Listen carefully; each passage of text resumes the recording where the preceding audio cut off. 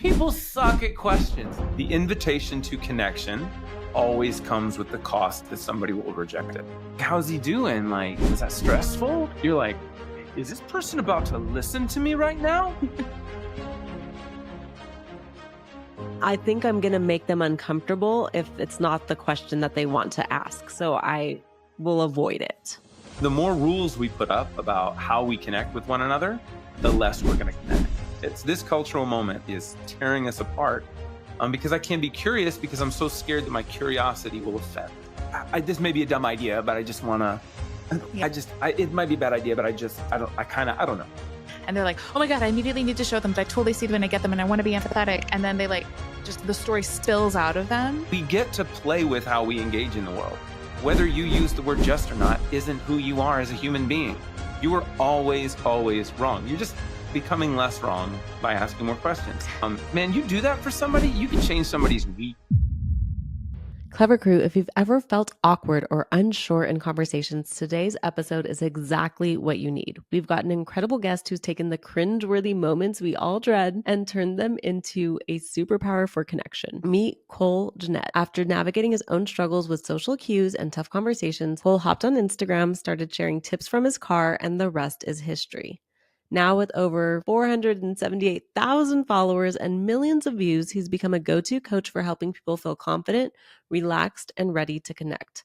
So without further ado, let's welcome the one and only Cole Jeanette. Thank you, Cole, for joining us here today. We are super excited to have you, not only because of our bias and preference of enhancing communication as the root of all understanding and connection and relationships, but honestly, just because you seem like an all-around incredible person just trying to do some good in the world. So we're excited to have you here. Thanks for having me. So getting started here, I think one thing that's always on the minds of our Clever Crew, and if they look you up on social, they're going to see that you're not at the beginning of your journey. You're very much farther along than most, but I'd love for you to just kind of share and take us back to when you were getting started online. What was the driving force? What was the inciting event, in a good story?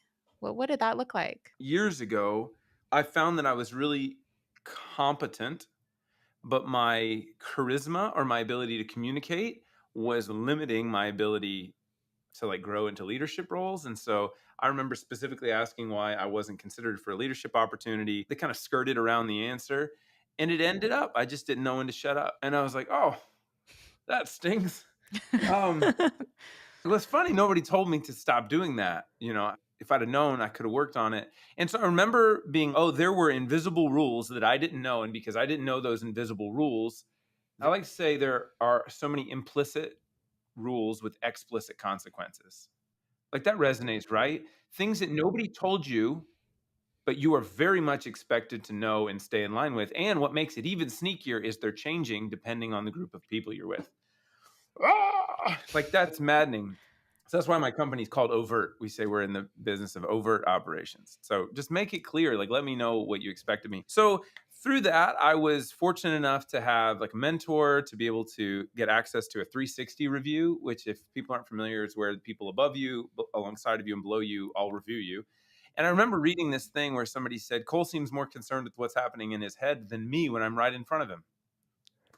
And I didn't know that. That's an inflection point where you go, I get to choose whether I'm going to justify or I'm going to grow into this. I mean, God, it would have felt good to be like, well, they're just jerks and idiots. And if they wanted to tell me, they could have told me. And you know what? People can accept me as I am, or they can just not.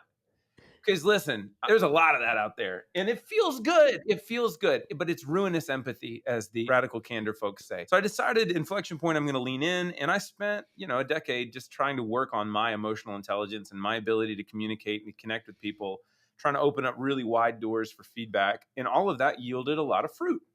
I have 3 kids. I have 3 teens. We have this rule. They're not supposed to have their phones in their rooms. And she had snuck her phone in her room and she's scrolling.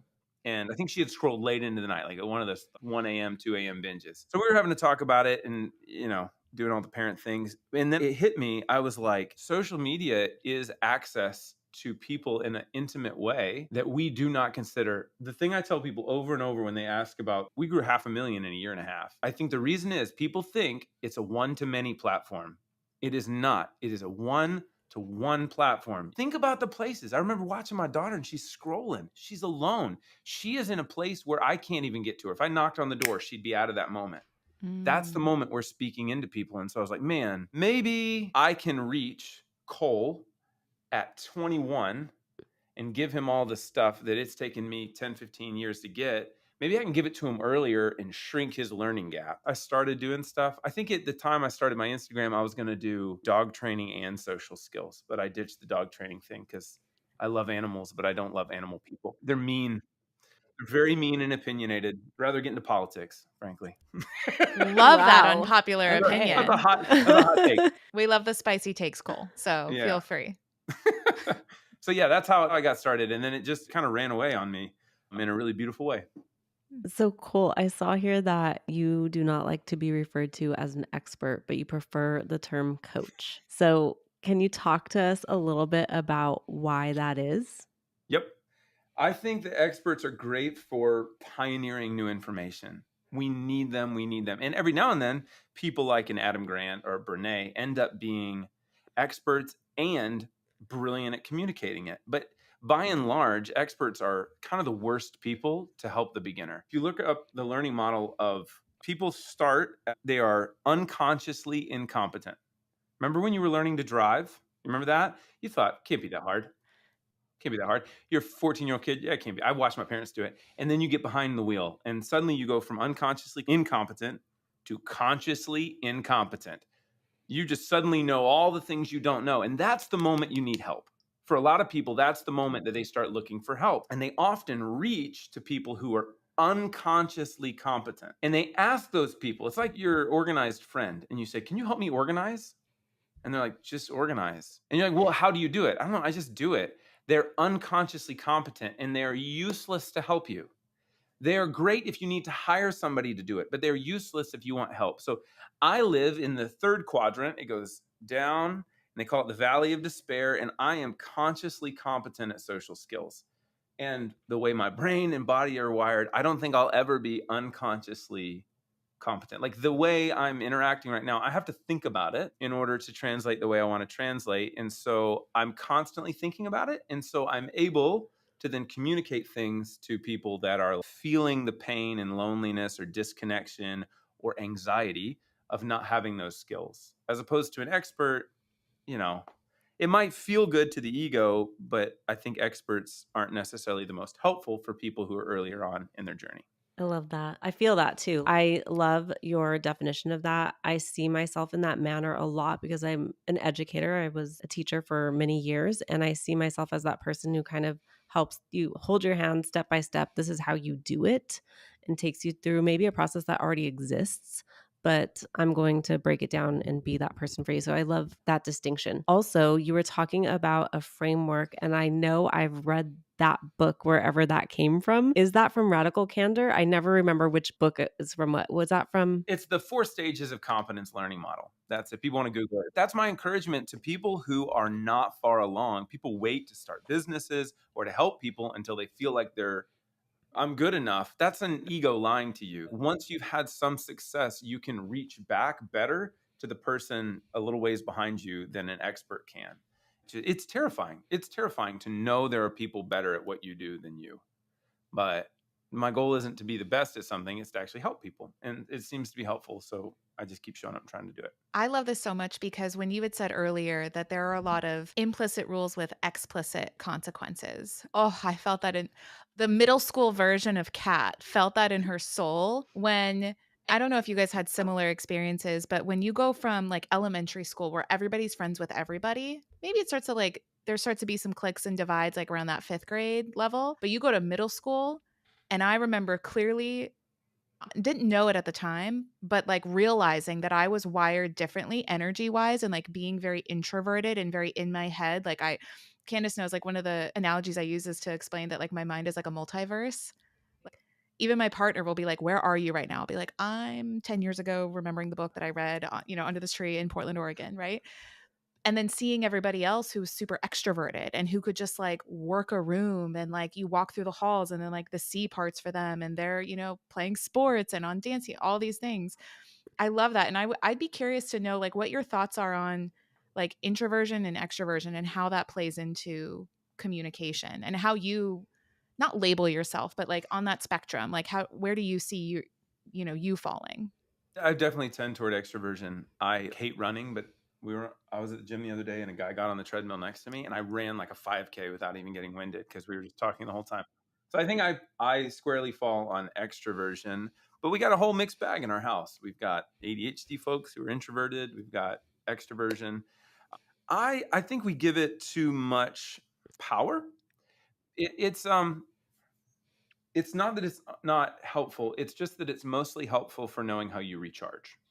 So introverts are, when they're in a social interaction, they're coin bank, they're giving them out. And extroverts, when they're in a social interaction, are taking them in, right?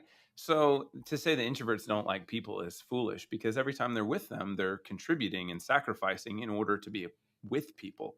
So introverts get a really bad rap, but you probably need to recharge after that, right? You need to refill. Yeah, when you're alone, coins are filling up. And once it's filled, so you have to think critically about what kind of engagements you have. And especially in like the business world, you'll have people that are hyper extroverts. So they're just constantly networking. And you're like, I can't do that. Like, it'll empty and you're going to get a version of me you don't like. So it's valid for capacity, but I don't think that it's valid for skills.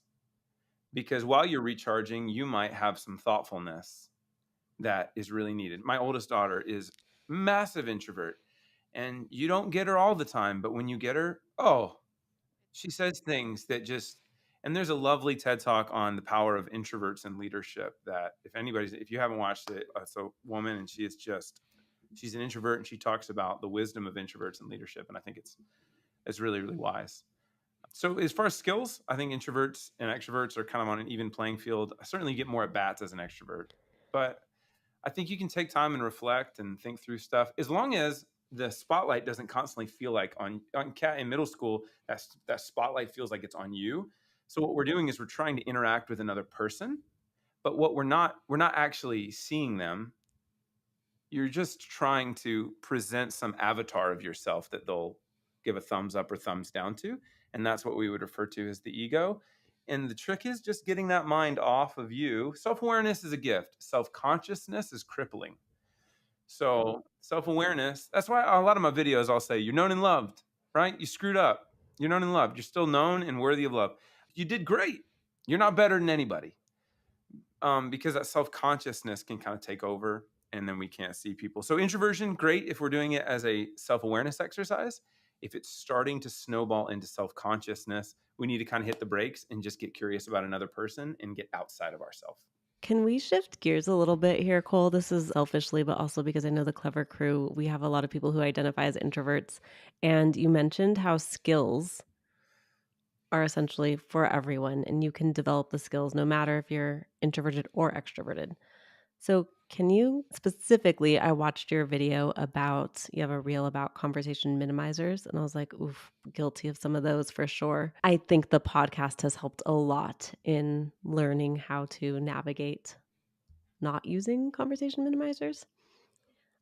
But can you use this time to help us build some skills in conversation? Yeah, some practical skills people can kind of walk away from listening and start using. Great. Let me say this before we get to the skills. The skills are helpful if you take them into the world and see the world as a playground.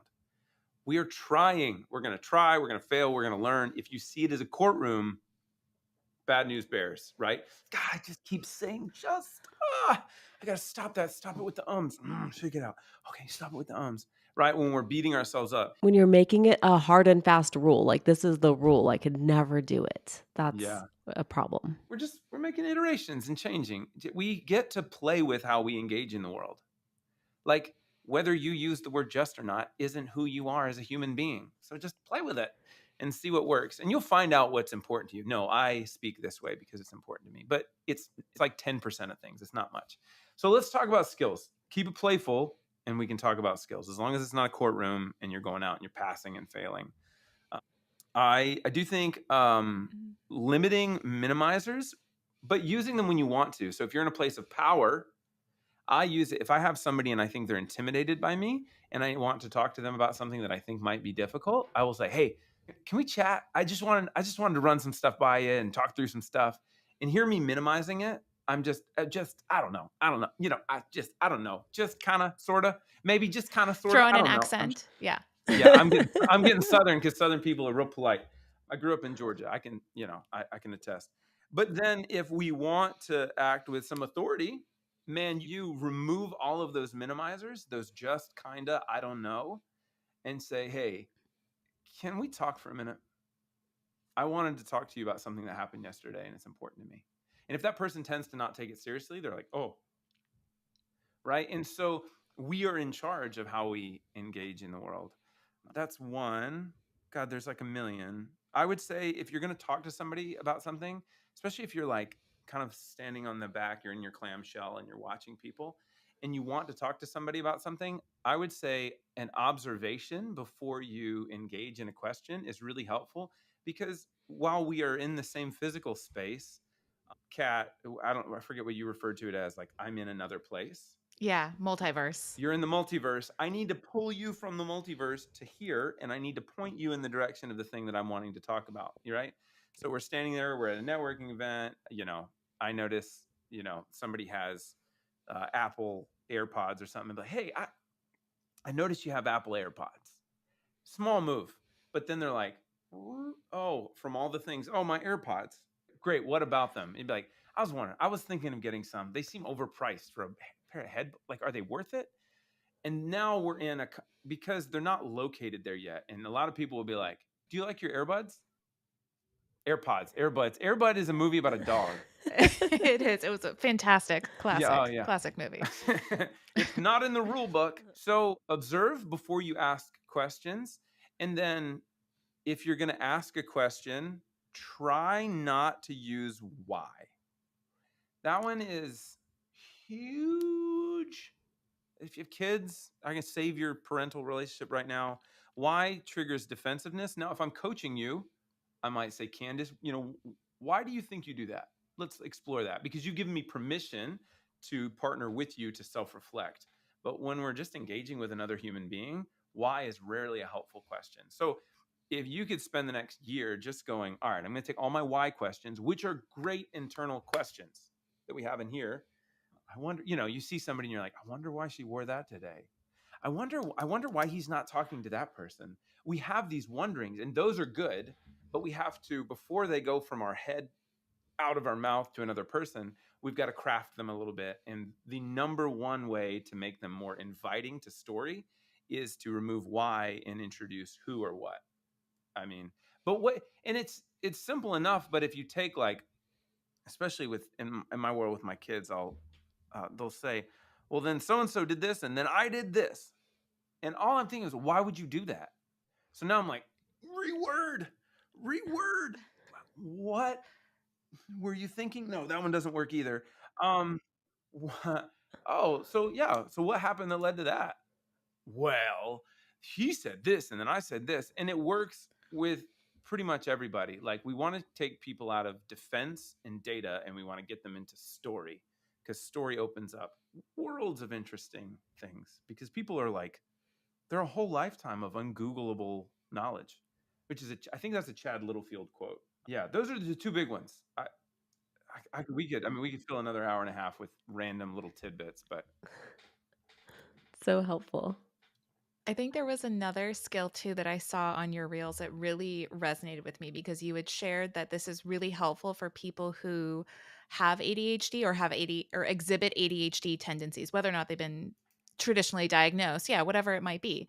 And how when they're sharing something or they're in conversation with somebody and that person's sharing something with them and they're like, "Oh my god, I immediately need to show them that I totally see them and I get them and I want to be empathetic." And then they like just the story spills out of them, but then it feels kind of like they're like stealing the limelight of the person they're in conversation with. So I recognize that I do that. I also recognize my partner does that, and he has ADHD tendencies, some more so than I do.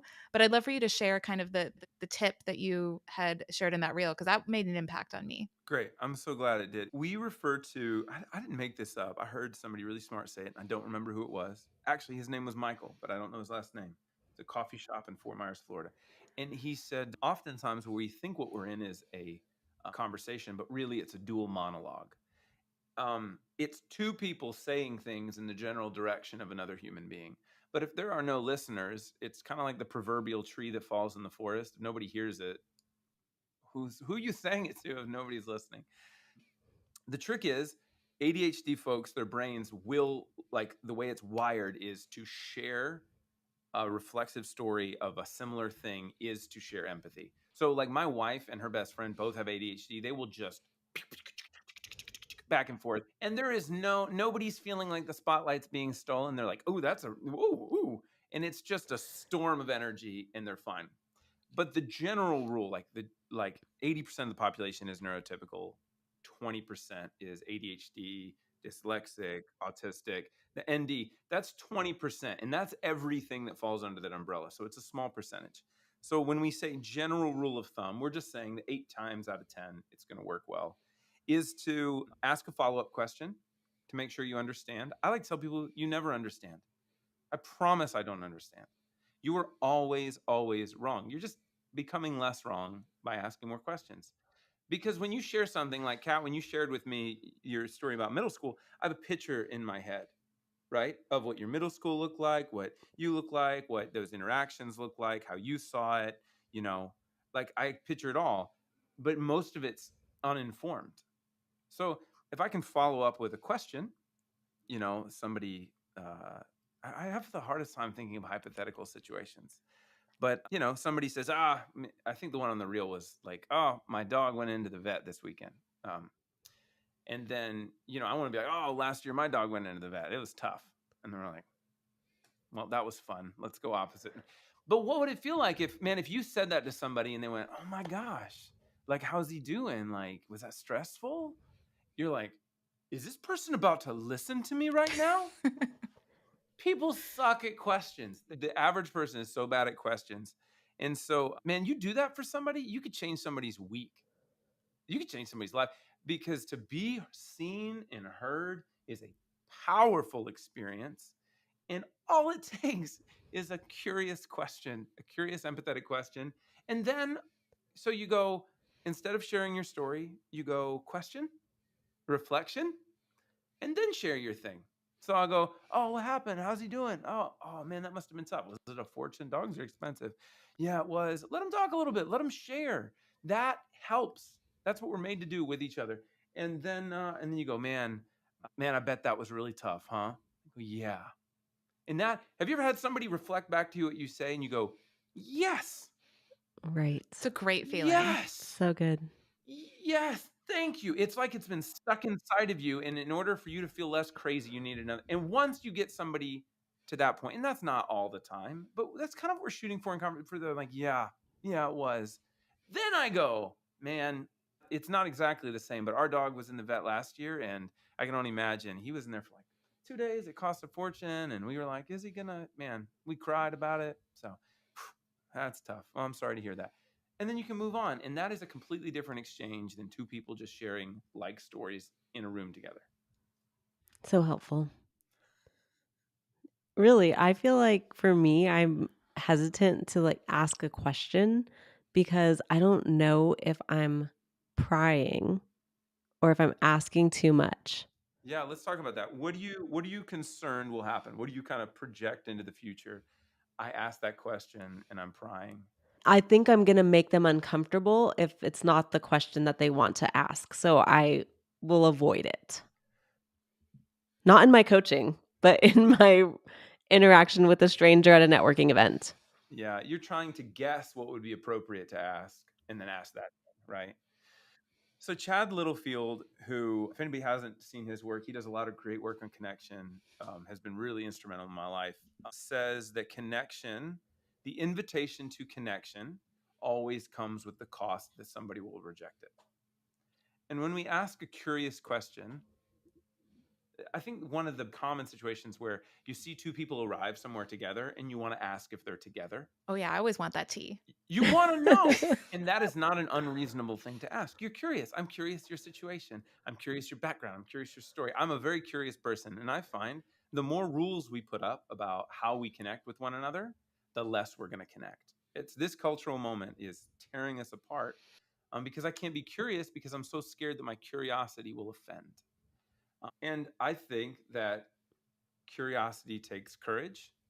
And I'm saying, I would like to connect and know you. And if the other person goes, no, I've had people leave conversations and the husband was like, man, that was a good time at dinner. And the wife was like, not only was that the most uncomfortable thing I've ever done, but we will never talk to them again. Different people have different reactions to being seen. And if you're trying to hide and just put up a facade, then yeah, a genuine curious question can feel like an invasion. And different people, different cultures see different things as prying. And I think we need to trust people to set their boundaries. And if they're not capable of saying, hey, I'd rather not talk about that, that's a frailty in them that they need to work on. And that's okay. We're going to let them work on it. But in the meantime, I'm going to ask curious, empathetic questions because I'd like to get to know people. And like 80% of the time, it goes great. And then the other 20%, that's okay. Cool. I think your next merch, the next piece of merch you design, it should say "Curiosity takes courage." I I love love that. that. Curiosity takes courage. All right, let's Yep. see. We're going to write it down. I'm not Googling, There I'm you writing go. it down now. That resonates. Once again, diving down this rabbit hole of tips from you, Cole. But Kat and I are going to this networking event in New York. Sell It. It's one of our favorite events that we go to each year. And we know that starting conversations can be awkward sometimes for us. We feel like we have some tips on that, but also exiting conversations can be awkward at times. I get cornered, Cole. Yeah, Like, I yeah. love people, but like, I'm just like, Sometimes we need to learn how to gracefully exit a conversation. Have any tips for that? Let's leave off the table for a moment and we'll get to it.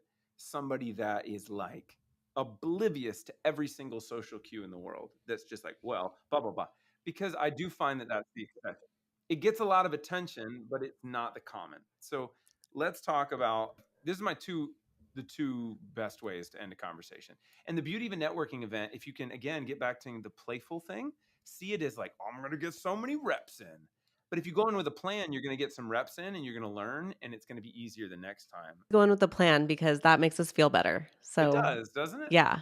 So I would say to end a conversation, looping back to the beginning is the go-to for most people. Like anybody that's naturally winsome, once you start dissecting how they're ending conversations, they're typically looping back to the beginning, the intent of the conversation. Hey, it was so great to hear how your new business is going. Like I'm so glad to hear that you're getting some traction. Maybe we'll talk again soon. That is, I looped back to the beginning. I thanked them for the time. And then I expressed a hope for the future, is kind of the basic formula that most people are doing. Some And you people made don't know them that. feel like you were listening because you gave them back the information that they shared. And Going if away you're from going to that. swap contact information or whatever, if there's a logistical piece, I would typically do that on the end so that I can end with it. Which brings me to my second one. This is the best one. I like this move a lot. I did not make it up. It's not original to me. But let's be honest, what is? seriously, Yeah, like Yes. there's nothing originality, new. we'll just borrow it from each other Yeah. consciously, So, unconsciously. hey, before I go, plus something complimentary or thankful. Hey, before I go, I just wanted, and I'll kind of turn my shoulders. I know we're getting into the weeds, but the weeds are where it happens. Hey, before I go, I just wanted to say you're doing a great job. Like it really, like when I hear you talk about it, I think maybe you need to hear you're doing a good job. And before I go, I just wanted you to know that. All right. See ya. And then you just leave. Then you just leave. My shoulders are away before I go. And then if they, yeah, most people Yeah. pick up We're on prepping that them. and they're like, I have a question for you, Cole, that I hadn't thought of until I was like listening to you, talk about your family and your daughter and your kids and how you've got just this mishmash of personalities in your household. In your journey to helping others improve their communication and upskill, have your kids or have your wife ever taught you any lessons along the way? oh my God. Yeah. What are the specific ones? I think my wife has given me a ton of empathy on what the ADHD brain feels like. I think just do it. It's not really a communication piece, but that ADHD empathy has been huge. Gosh, this is on the spot. Mindy's going to listen to this and be like, you can't think of anything on the spot? No, I could. She's like, "Here's the 10 things you could have said." I'll tell you I right can now. Well, relate. I'll share one, just for my own learnings. Maybe it'll spark something. So my hubs, he's got ADHD tendencies, and he loves to make his piles around the house. I've moved 17 times since the age of 17, and I'm a ruthless minimalist. I only need a few things. I have learned that if I put things away or I encourage him to put things away so that it's out of sight, out of mind, he'll forget and it'll be untouched for weeks, if not months. And I thought he was just making piles because he was like lazy or didn't want to take the time to put things away, but he genuinely needs the visual cues, like with his supplements, Yeah, and it's like the object fruits and roots. permanence. Yeah. So huge learning for me. And I've learned to live with the piles because honestly, as far as character flaws go, like that's not that bad. The one that I learned from my wife in leadership was in the communication is when we think about the people that are good at communicating things, we often think the winsome, pioneering, smooth talking, salesman. But often I find that my wife is like a very hospitable, loving, like I want to talk to you, Candace. How are you? You implicitly trust her because she's not trying to sell you anything. And I think I had read in a book somewhere that wiring, that nurture wiring, tends to be more trustworthy in selling new things to people. So when I'm leading a team, if my wife is bought in, sometimes I'll bring my wife in to basically be like, look, I know Cole can take us into some crazy direction sometimes. He's thought this one through. And she'll say it poorly. And I'm not and they'll be like, okay, we believe it now. And I was like, I said that so much better. And they're like, yeah, but we don't believe you because you're good at saying things. So that idea that I do think there's just a glory and a strength in our weaknesses if we're willing to look there, right? Not great at she's not like a persuasive speech person, but she's more believable because of it. I'm bad at social interactions, so I've become good at coaching them. Like, what is that gap in you that we're trying to minimize that maybe just needs to be understood and kind of leaned into? Yep. That's so interesting, and I'm thinking about all the times where Dom and I kind of needed each other in a situation because he's maybe too sales focused or too data driven or too whatever, Like outcome and driven. Yeah. yep, outcome driven, and I have to hop Mhm. on the call with I could think of our lender, our real estate agent, whoever. I'm like, so Dom, I know this is the big vision. This is where we're really trying to go, right? And then they're like, oh yeah, Candace, oh totally, we totally get it. Yep. But with Dom, they were just like fighting, But with me, they're like, Uh-huh. now that makes sense. And so it's so funny that you say that, but I think that's also what makes a great team, right? Is that everyone approaches things with their own strengths and their own talents and just understanding that you and your wife are on the same team and working towards the same goal and it looks different. Yeah. That's so cool. And observation. I'm trying to practice these skills here. I've noticed, and it sounds like your wife's great at like not taking things too seriously and being fun and like inviting some casualness without being seen as like unprofessional. And it just kind of like lowers people's guards. I've never talked to anybody when they were like a kid and they were like, you know what I want to be when I grow up? Really professional. No, that's Like, not on the vision board. yeah, it's not on the vision board. You're like, I would like to be two different versions of me. And I would like to get really good at separating them. Nobody's wanting to do it. It's kind of a necessary evil to having different compartments in life.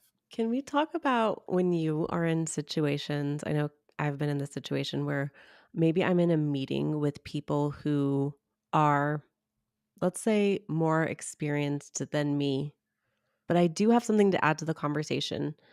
I feel like I'm waiting for the moment to jump in, and I feel like if I keep waiting, I might miss this moment. How do I jump into a conversation? Maybe jump is the wrong word. How do I enter the conversation when I have something value to say if I've already entered the conversation feeling like maybe I'm not the boss here? Oh, there's a lot. Yeah, there's a lot there. Anytime we have a question like this, we always have to go, are we solving it in the moment or are we building out a solution that can go forward? So if you're with a team, I'd solve it two different ways. In the moment, is tricky. It's really situational. So I don't know how much I want to What if I have speak a tool in my toolkit for the next time that I'm in that situation? individually. You really want it individually, don't you? Yeah, you do. That's fine. If I was in that moment, this is a little outside my wheelhouse because I feel like I talk too much. I'm kind of trying to do the other thing where I turn it down. I would find I would not minimize with your language or your body posture. I wouldn't apologize. Like people tend to be like, "Hey, can I jump in here? Let me if I can jump in here, there's I think this is important. I wouldn't I think this may be a dumb idea, but I just want to I don't I don't know. It might be a bad idea, but I don't know. Right? That says like everybody in the room is like this is about to be stupid. Even if it's brilliant. Have you heard of the Dunning-Kruger curve? So the Dunning-Kruger curve is if you go into a college classroom and you ask, this is to the mindset answer to your question, because part of it's mindset of going like, I have something to contribute. Don't trust your perception of what you have to contribute. Trust other people's input on that. Like if you have people that you trust, you need to trust their input because everything that you think is so ordinary to you. So the Dunning-Kruger, they would like poll college students who were about to take a test and how good do you think you're going to do? And the relationship between confidence and performance was inverse. Meaning, have you ever talked to somebody and like, I'm just so stressed. I just don't know if it's gonna go well, blah, blah, blah. And then they do great. You're like, what are you talking about? You're crushing. It's the Dunning-Kruger effect at work. And so oftentimes we have people that have really great things to say, but think that they don't have much to say. And you're like, that's my daughter. Like she's definitely there. She's some of the stuff she says, I'm just like, oh my gosh. So we've got to have a mindset that says, I do have something to contribute. And usually you're not going to do that alone. You're going to need a friend that's going to be able to look in your eye and be like, hey, you got something to contribute and you need to contribute it. And I think hopefully that's your team leader, but at least let it be a friend. And then when you do it, don't minimize it, especially if you tend to be dismissed. Don't minimize it. Don't shout and you don't have to be mean. There's like an onslaught of set boundaries. Like nobody wants you're not trying to be a sassy jerk about it. You're just trying to jump in and be like, hey, let me throw something in. I'm not sure we're thinking about this. Go, go. And then over time, if people won't hear input, then I would say even before I would do that, I would always loop back to the leader who's leading, facilitating those conversations and say, hey, I've found myself not finding an ability to get a word in edgewise. And I think we might be missing some perspective. How do you think I navigate this? Because really, they're the keeper of the rule book, not me. And I could tell you to do something that they're going to be like, that was unacceptable what you just did in that meeting. And you're like, oh no, again, implicit rules with explicit consequences. So I'd fix it over time and I'd find out from that leader. And it might encourage the leader, if they're a good leader, to go, maybe I should quiet some of my louder voices and turn up the volume on some of my quieter voices. I love that. Thank you so much. That was really helpful. I've been in those situations. Losing people in even numbers. Just kidding. On the bus, find your buddy. Find your buddy. We don't want to lose odd numbers of people today, guys. I feel like partnership is so essential in everything we talk about at Not Nice Clever. And the only reason Kat and I have been able to do over 200 episodes of Not Nice Clever with incredible people like you, Cole, is by her being my biggest hype person and me being a little bit delusional and being like, hell yeah, I think we could do it too, Kat. Just going back and forth. Yeah. And I think that having that person saying like, "Oh, this is a good idea. You should share this," has been really helpful in my career in general. Yeah. Yeah, it's a big deal. It is a big deal. So, Cole, before we wrap with rapid fire for the day here, I do have one last question for you. You've come so far in your journey, you're at various stages of different journeys, but what is true today? What's a reality today for you that was once a dream upon a time? You gotta narrow it down for me, Kat. Like in all of life, I don't remember. I teach social skills. I'm. You probably imply something here that I'm not picking up. What arena? Narrow it down. Yeah, I can be anywhere. Yeah, so let's talk about you can see all of your personal growth and development, but let's talk about something personally in your life that you thought was out of reach when you were a kid. It was a dream, it was a pipe dream. it would be nice too, but that's actually a reality for you now? I'm going to give you something I wouldn't even have known to dream about. I have the sweetest relationship with my teenage kids.